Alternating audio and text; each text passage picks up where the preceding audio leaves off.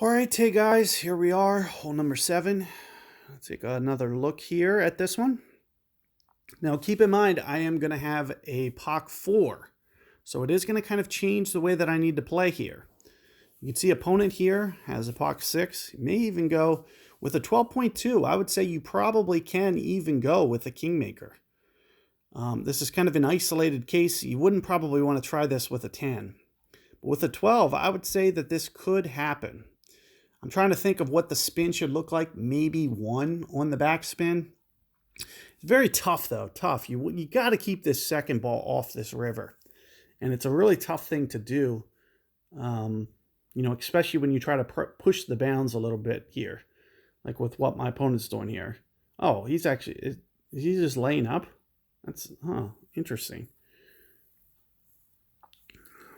Did not expect to see that, and he actually landed over that.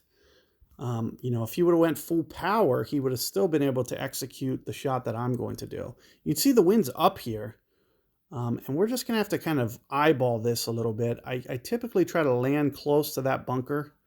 So I'm thinking somewhere in this plane right here, because the curl's going to bring it over and push it just a little bit more. I do think I'm going to need some power. I'm thinking maybe 1.5 on the backspin, somewhere in there. I'm not sure how much power, but do keep in mind, if you have a Pock 6, a Pock 5, a Pock 7, you're going to have 6 extra yards of carry. You need to kind of change this power up a little bit. So you can see with how much power I'm going with. Perfect ball. Let's see if I can keep this out of the sand. So far, so good. Oh, it hit the tree. So if it didn't hit that tree, which means I'm going to need just a little bit more curl. Power-wise, it looked pretty good. Maybe just a little bit heavy on the power. But what you want to do, ideally, is split those trees, or maybe even get on this side of the tree. But when you get on this side of the tree, that second hop, you got to be very careful because it can land on the water. So it's just going to be about dialing that up. You can see opponent here. I wonder, looks like he's going full topspin now. Is he trying to do, it looks like he's trying to do this. That is a very interesting shot. He must have pulled it off, which is crazy. Now, this is not the way that I recommend to play it in any way, shape, or form. It's just too risky. You're not going to get consistent bounce. I'm assuming that he pulled it off, though. Otherwise, I don't think I'd be playing this replay.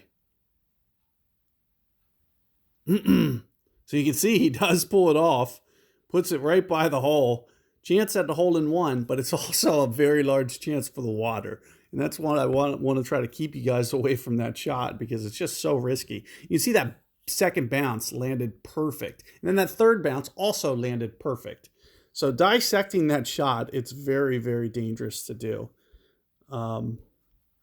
But as you can see, it can be done, but it's just very, very risky. So that's one of the main reasons to just kind of stay away, stay clear there.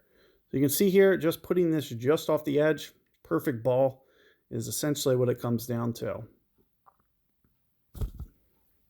Call it my perfect. See if I played enough wind.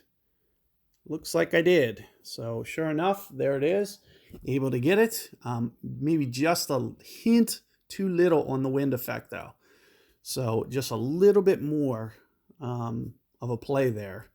As you can see, the ball was still up in the air just a little bit.